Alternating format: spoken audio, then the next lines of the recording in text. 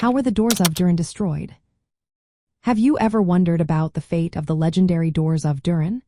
These remarkable gates, also known as the West-gate of Khazad-dûm, hold a rich history tied to the Dwarves and Elves. Crafted by the Elven-smith Celebrimbor and the Dwarf Narvi, the doors symbolize the friendship between these two races. They feature inscriptions in the Elvish language Sindarin, including the famous password, mellon, which means friend.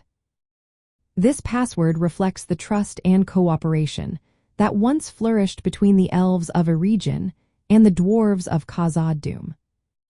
The story of the Doors of Durin takes a dark turn during the late Second Age and into the Third Age.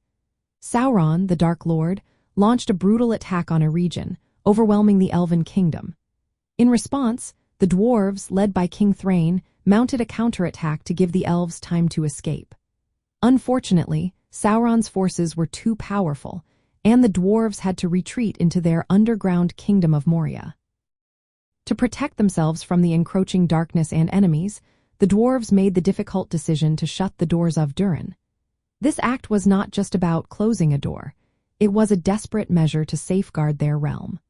By sealing the doors, they effectively cut off Moria from the outside world.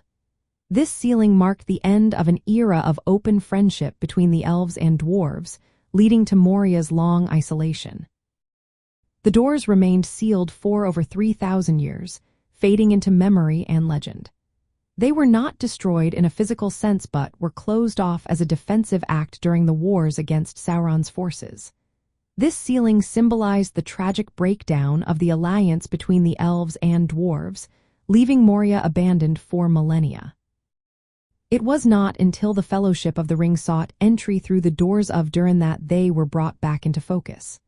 The doors, once a symbol of unity, now stood as a reminder of lost friendships and the dark times that followed. The fate of the Doors of Durin reflects the larger narrative of loss and isolation that permeates the history of Khazad-dûm.